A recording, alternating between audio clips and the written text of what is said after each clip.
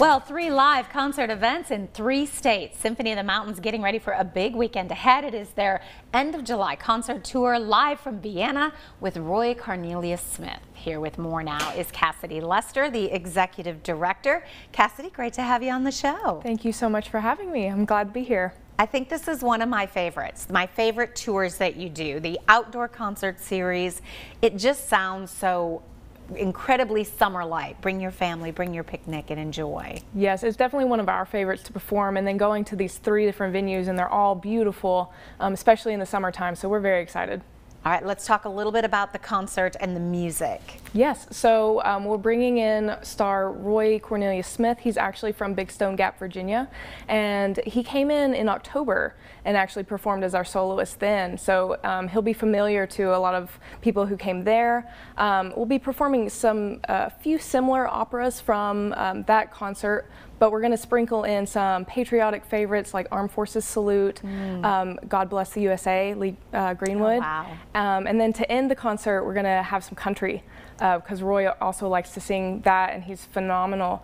So we'll be playing The Dance, Garth Brooks, and Take Me Home, Country Roads. Wow. So we'll ask the audience to sing with us for that.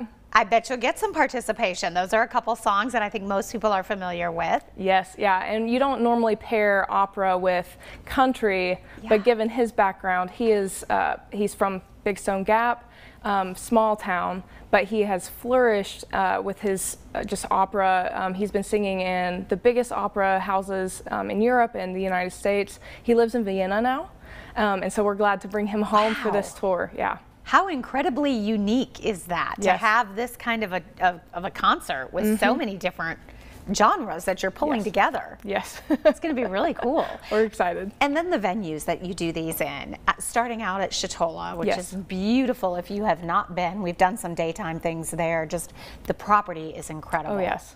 Yeah, and then we have the lake behind, and they usually have the lights. They say Symphony by the Lake. It's just a huge, huge production every year. That is wonderful, and not too far away from the Tri-Cities. Nope, so you can go to all 3 if you'd like. You really could, actually. So starting there, and then of course making your way through Virginia as well. Yes, we'll be at UVA Wise's campus, pending the weather being nice. We'll be by the lake there as well, but for the UVA Wise concert, if it rains, we'll be moving indoors, so just check our social media there, and same thing for the Allendale. The next day on Sunday, we'll be at Allendale Mansion in Kingsport, and pending rain, we'll move to Eastman, but again, just check our social media.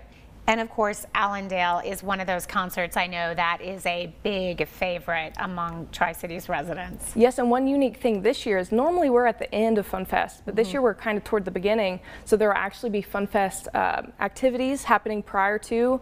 There will be Allendale Mansion tours, some croquet on the lot, and they'll have food trucks, so that's the biggest thing. So there'll be food trucks from 3 to 8, so you can grab dinner before the show and then just enjoy.